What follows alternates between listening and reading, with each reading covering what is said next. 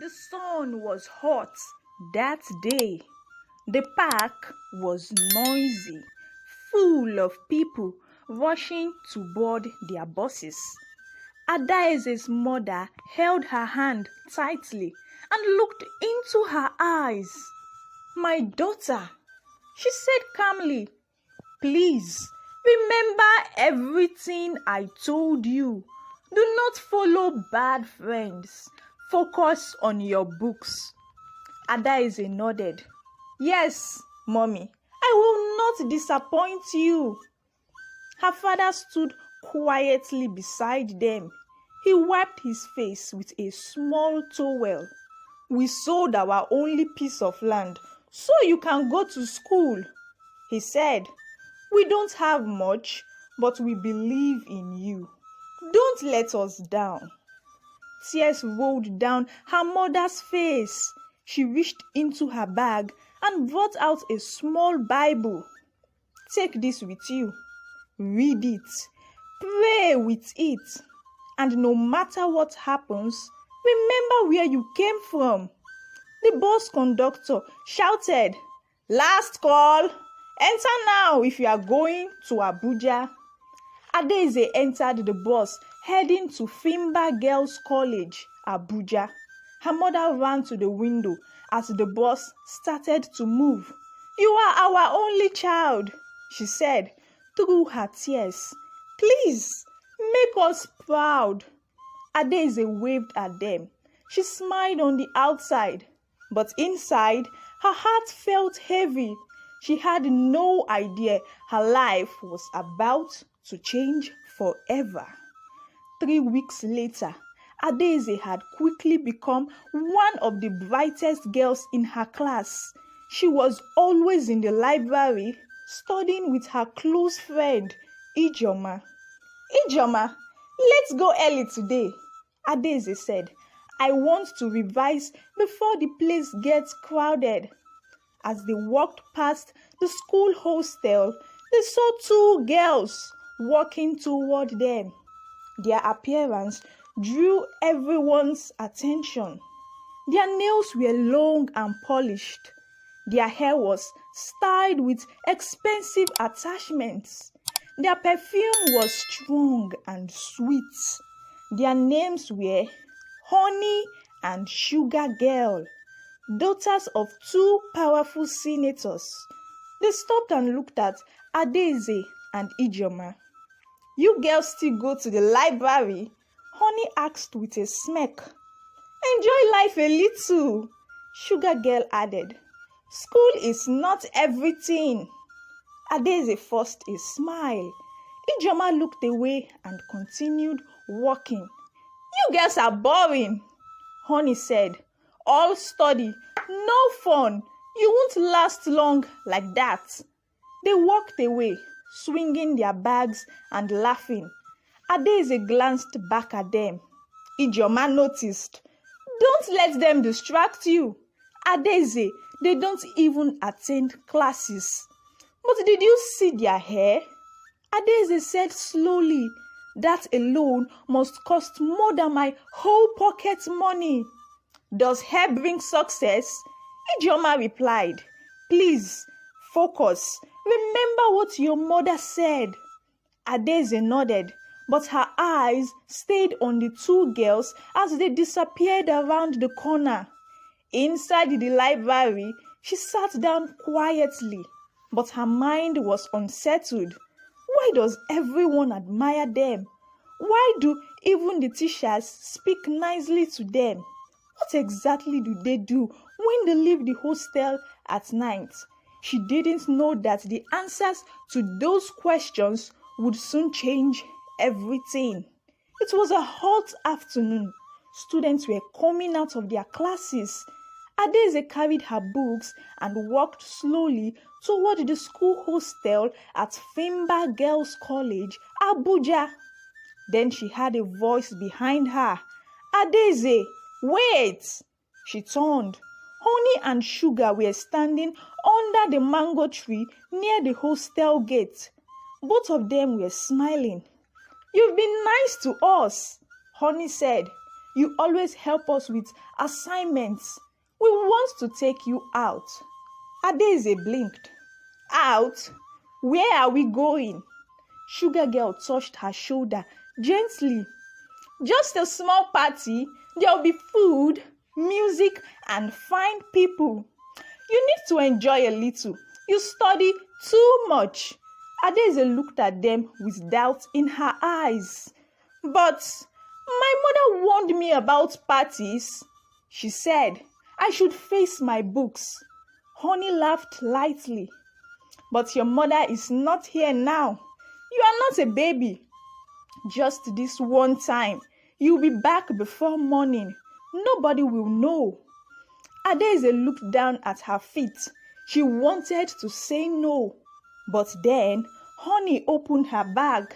Here, this is for you, she said, bringing out a pink perfume bottle. It's original. Smell it. Adaeze took it slowly and sniffed. It was sweet. She had never owned anything that nice before. Tommy asked of you, Honey added. I told him you are pretty and smart. He said he wants to meet you tonight. Sugargirl smiled. You love him. He has money and he's not like those small boys in school. Adaeze held the perfume close. Something in her heart told her to say no, but the way they smiled, the way they treated her like a friend. That night, she made up her mind. Okay, she said quietly, just this one time. At exactly 11 p.m., the three girls wore their jeans and hoodies. They tiptoed down the hostel corridor. They passed the school gate. The security man looked up. Honey smiled and gave him a small bundle of money. He nodded and looked away. Outside, a black SUV was waiting. The windows were dark. The driver didn't say a word. They entered the back seat and the car drove off. Adaeze sat quietly beside the window. Her heart was beating fast. She had never left school like this before. After some time, they arrived at a big house with bright lights. Loud music was coming from inside. Boys and girls were everywhere. Some were dancing, some were drinking from red cups, and some were kissing in dark corners. Adaeze stood at the entrance, holding a small bag tightly. She whispered, Are we supposed to be here? Sugargirl laughed and pulled her inside. You look like a scared goat. This is a party you came to enjoy. Relax. Earlier that day, they had taken Adaeze to a salon. The hairdresser styled her hair and fixed long lashes. How much is everything? Adaeze asked. 20,000 naira, the stylist said. Adaeze nearly dropped her bag. My whole pocket money is 20,000. Honey laughed. So that's all your parents gave you for the whole term? Before Adaeze could talk, Honey paid the hairdresser in cash. Now, standing in the middle of the noisy party, Adaeze felt small. Everyone seemed to know each other. Everyone was dancing, laughing, or taking selfies. She just sat in one corner and watched. Then, a boy with gold chains and a strong smell came to her. Hi, he said with a smooth voice. I'm Tommy, but my people call me T of Maryland. My father is the Senate president. Adaeze looked up. I'm Adaeze, she said shyly. You are even prettier than Honey said. He smiled. Can I buy you a drink? Before she could answer, he returned with a cold drink in a glass bottle. It was sweet. Too sweet. She drank it slowly as they talked. Tommy talked about money, big cars, and places in Dubai. Adaeze didn't say much. She just listened and smiled. When the music slowed down, he asked, "Can I have your number?" Adaeze looked away. "I don't have a phone." "No problem," Tommy said. "I'll get it from Honey." At the end of the night, they entered the SUV again. The driver dropped them near the school fence. They sneaked back into the school hostel before 4 a.m. Adaeze climbed into her bed. She looked at the pink perfume on her table. Her heart was still beating fast. She had never done anything like that before. And she didn't know that night had opened a door she could never close again. The next morning, Adaeze was still feeling sleepy when Honey walked into the room at the school hostel. Honey sat on her bed and smiled. "Wake up, babe.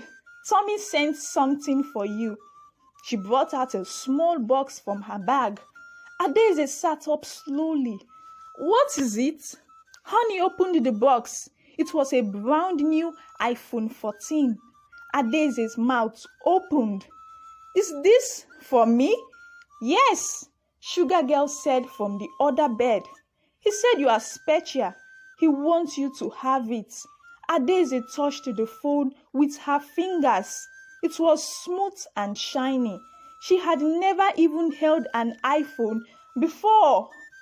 "But why me?" she asked. Honey laughed. "Because he likes you and he wants you to join us fully. No more sitting alone in the library. You are one of us now." That day, news spread like fire. "Did you hear?" One girl said. "Adaeze now uses iPhone 14. Another girl whispered. "Tommy bought it for her. That guy is rich." Wherever Adaeze went, people stared. Girls followed her around. Some even begged to touch her phone. For the first time, Adaeze felt seen. She felt important. She started walking with her shoulders high. She wore new clothes.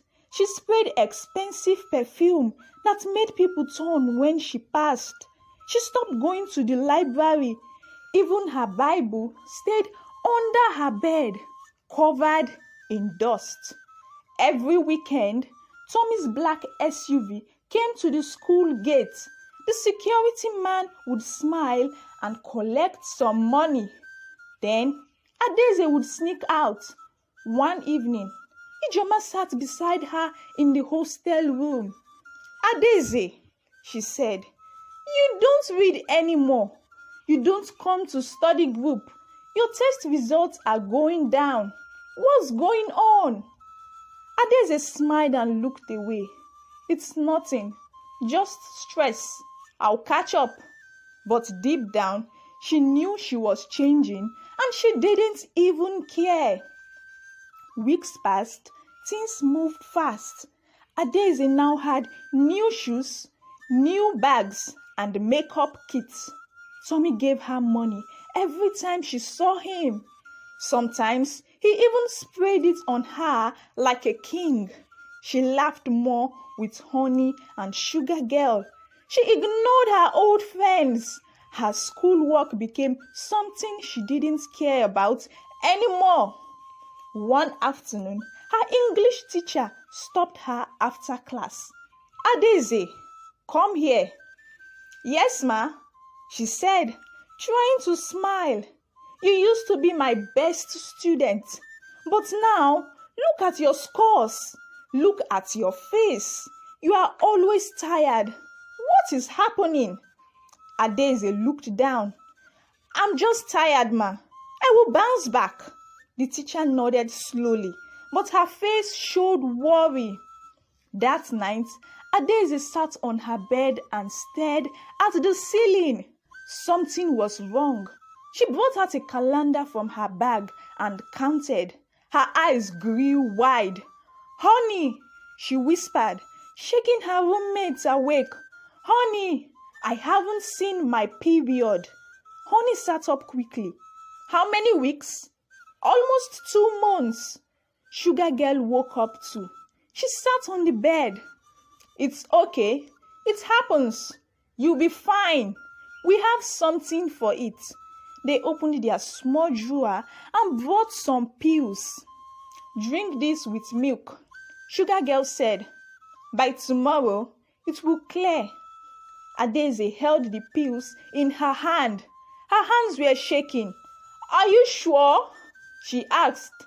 Honey nodded. We've used this before. Don't worry, you're not the first. That night, Adaeze took the pills. She closed her eyes and prayed silently. For some days, she felt normal again.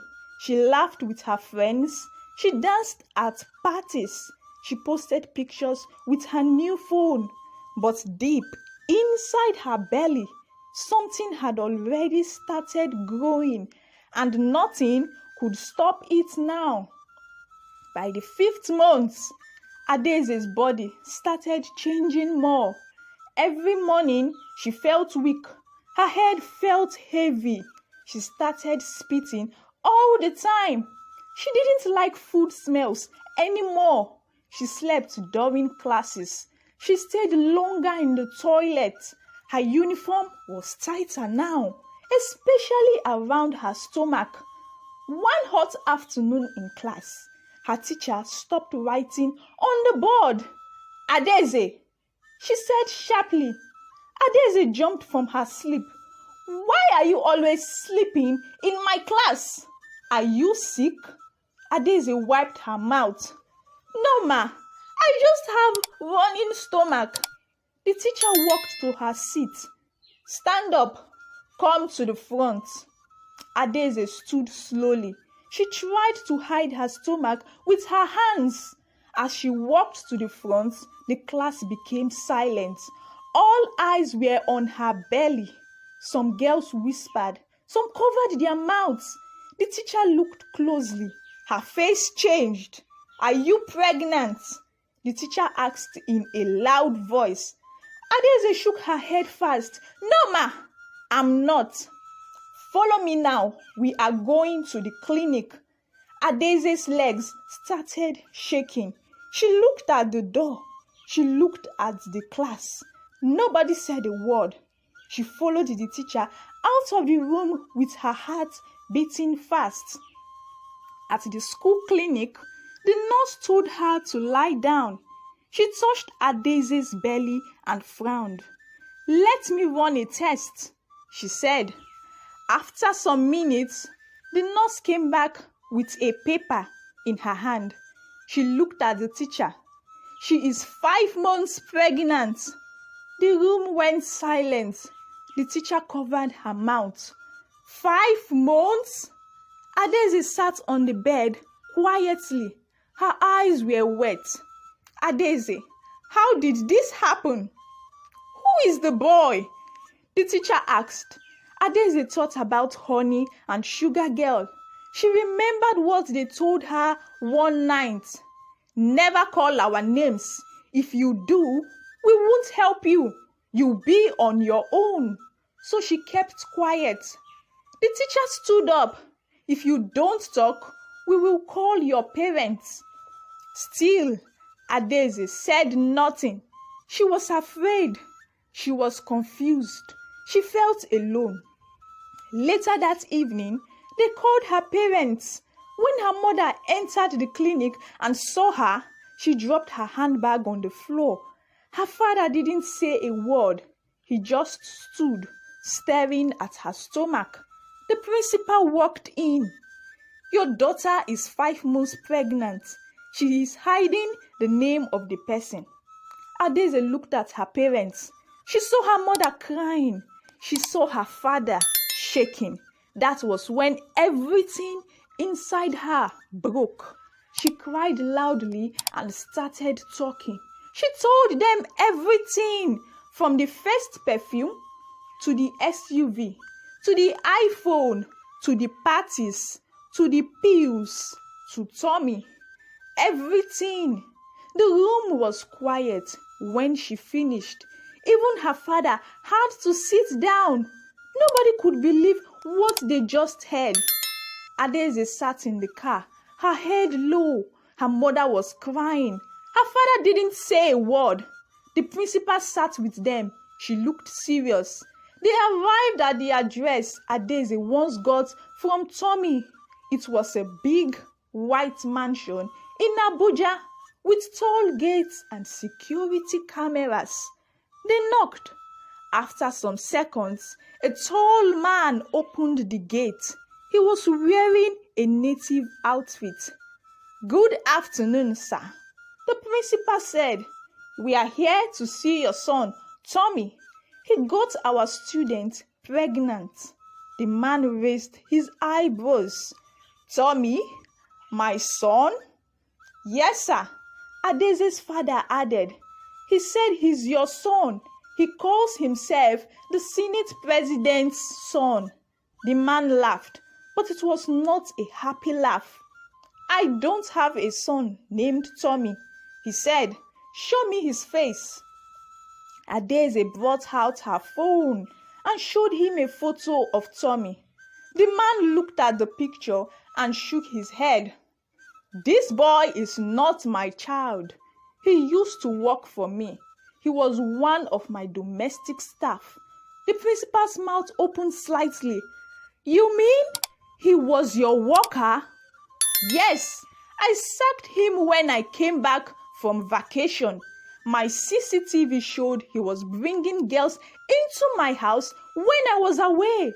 I don't even know where he is now." Adaeze's mouth opened. She couldn't breathe well.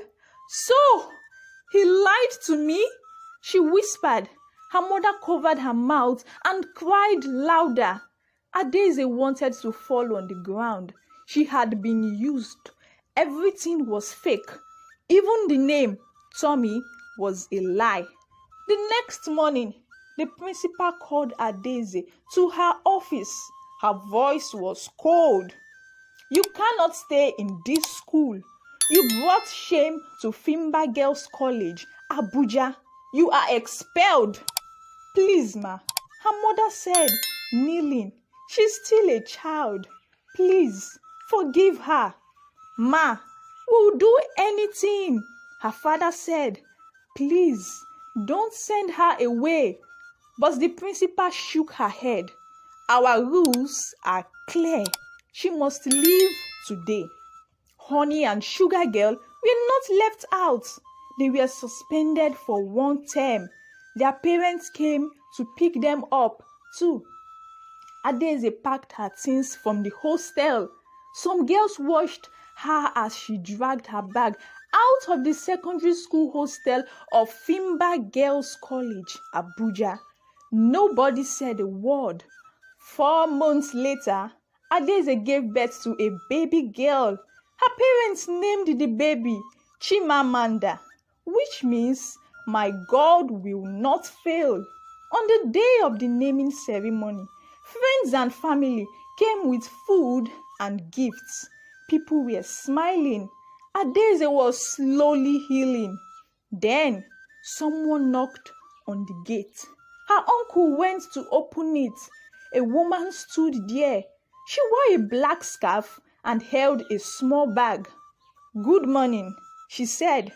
"Yes, who are you looking for?" The woman stepped in slowly. She looked around.